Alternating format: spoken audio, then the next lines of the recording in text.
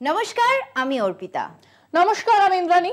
শুরু করছি beyond politics, যুক্তি, তর্ক আর গপ্প। মাঝে মধ্যেই বলা হয় মোদিজি নাকি সাংবাদিকদের সামনাসামনি হন না। মুখে ঝামা ঘষে দিলেন তো, তিনি 4 জন সাংবাদিকদের সামনাসামনি বসেছেন। হ্যাঁ, বসেছেন 4 জন চিহ্নিত গদি মিডিয়ার সাংবাদিক, এবং তাদের মধ্যে একজন ব্ল্যাকমেলিং এর অভিযোগে তিহার জেল খাটা সুধীর চৌধুরী। অঞ্জনা ওম কাশ্যপ আছেন, শ্বেতা সিং আছেন, আর রাহুল কনওয়াল আছেন। হ্যাঁ, ওই অঞ্জনা ওম কাশ্যপ একবার প্রবল উত্তেজনায় নিজের নাম বলতে গিয়ে অঞ্জনা ওম মোদি বলে ফেলেছিলেন। সে বলতে গিয়ে একটা ভুল হতেই পারে, কিন্তু সেটা বড় কথা নয়। না, এমনিতে ভুল হওয়াটা খুব একটা বড় কথা নয়, কিন্তু যদি অতি উৎসাহে কেউ নিজের নামই ভুলে যায় তাহলে সেটা বড় কথা। যাই হোক, বসেছেন তো মোদিজি সাংবাদিকদের সঙ্গে, সেটাও কি কম কথা? হ্যাঁ, গদি মিডিয়ার হলেও অন্তত বসেছেন, কারণ প্রকৃত অর্থে এর আগে যখন তিনি সাংবাদিকদের মুখোমুখি হয়েছিলেন তার কি দশা হয়েছিল সেটা সববার জানা। দর্শকদের জন্য রইল আরো একবার সেই video. Not letting people hear the message repeatedly, you're allowing an image that is contrary to the interest of Gujarat to continue. It's in your hands to change it. I'll have to rest. Purple water. दोस्ती बनी रहे, अपनी दोस्ती बनी रहे। You came here, I'm happy, I'm thankful to you. উনি তো বলেই দিয়েছেন ওনারও সব প্রচার, সংবাদপত্র এসব দরকার লাগে না। উনি কাজ করেন, কাজ করতে চান। ওরে বাবা, তাই নাকি?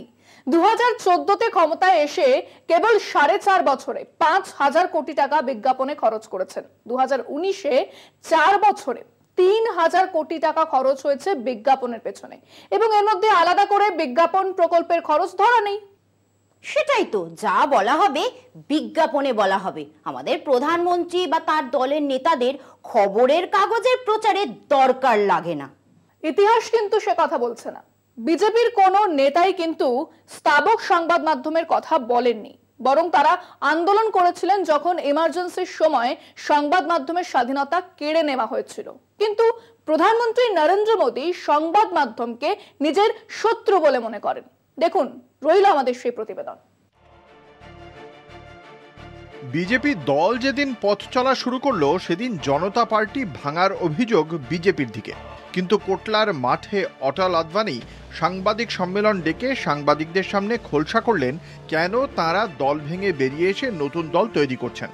সাংবাদিকদের সঙ্গে অটল আদবানি, মুরলী মনোহর যোশী, প্রমোদ মহাজন, বিজয়া রাজে সিন্ধিয়া বা সেই অর্থে যে কোনো বিজেপি নেতার সম্পর্ক কোনো দিনও খারাপ ছিল না, বরং অন্য দলের চেয়ে ভালোই ছিল। অটল বিহারী প্রধানমন্ত্রী হলেন সাংবাদিকদের পোয়াবারও, কারণ তিনি অন্যান্য অনেকের চেয়ে বেশি মিডিয়া স্যাভি কেবল নয়, নিজেও বুঝতেন সাংবাদিকতার এবিসিটি।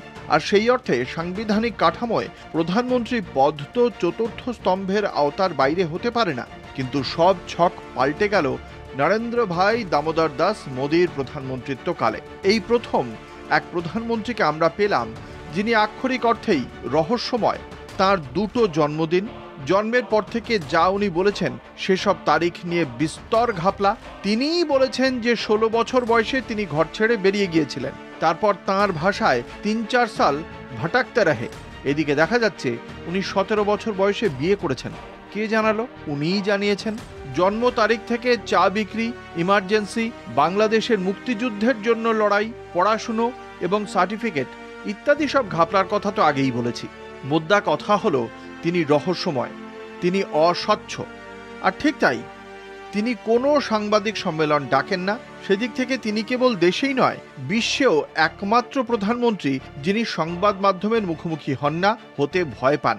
তার কারণ তিনি জানেন সবাই অক্ষয় কুমার নন, সবাই তিহারি সুধীর চৌধুরী, অমিশ দেবগান, রাজত শর্মা বা অঞ্জনা ওম মোদি থোড়ি, অঞ্জনা ওম কাশ্যপ, রাহুল কানওয়াল তো নন। বেয়ারা প্রশ্ন আসতেই পারে, করণ থাপারের সেই এপিসোড তো তিনি এখনো ভোলেননি। 2014 থেকে এতগুলো বছরে মোদিজি একবারের জন্যও সেই ভয়ঙ্কর স্মৃতি ভুলতে পারেননি, এবং তাই একটা সাংবাদিক সম্মেলনেও দেশের প্রধানমন্ত্রী হাজির থাকেননি। কিন্তু তিনি প্রতিটা ভাষণে স্বচ্ছতা, পারদর্শিতার কথা বলেন।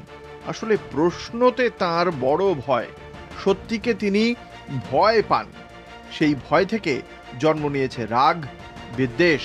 তার পক্ষের নয় এমন প্রত্যেক সংবাদপত্রকেই তিনি শত্রু বলে মনে করেন, তার পক্ষে নয় এমন প্রত্যেক মানুষকেই তিনি শত্রু বলেই মনে করেন। তার কোনো কাজের সমালোচনা তাই হয়ে দাঁড়ায় দেশদ্রোহ। সেদিন ভাষণে বললেন, বিরোধীরা আমার কবর খুঁড়তে চায়, আমি দেশের বিকাশ চাই, তাই ওরা এই কথা বলছে।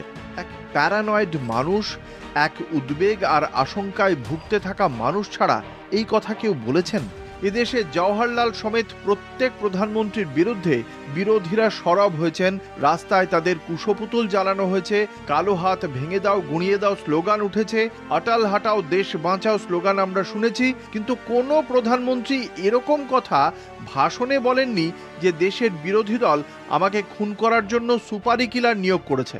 এবং এই অমূলক আশঙ্কা বা উদ্বেগ থেকেই ওই তীব্র স্বাধীন গণমাধ্যমের বিরুদ্ধে এক বিদ্বেষ জন্মেছে, যা সরকারের প্রশাসনের বিভিন্ন স্তরে ছড়িয়ে পড়েছে।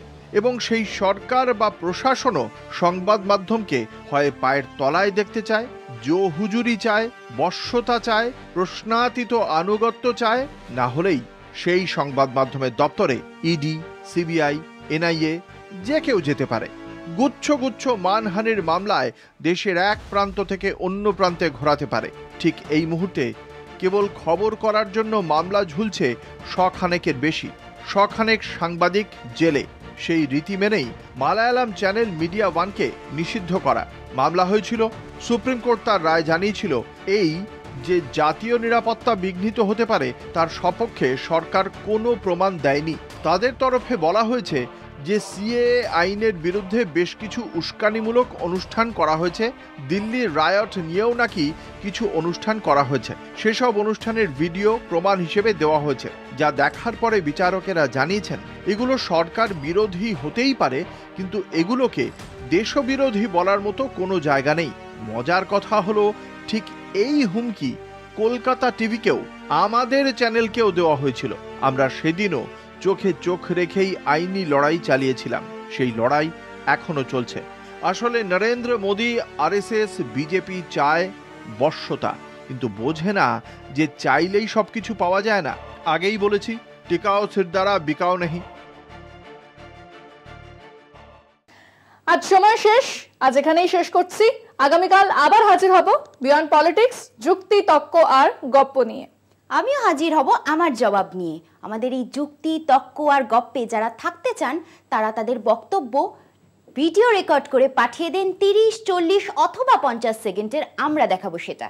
এবং হ্যাঁ, ফোনটা হরাইজন্টালি কাউকে ধরতে দিন, তারপর ভিডিও রেকর্ড করুন, আমাদের পাঠিয়ে দিন। ভিডিও কিন্তু 50 সেকেন্ডের বেশি হলে চলবে না। আজ চললাম, নমস্কার।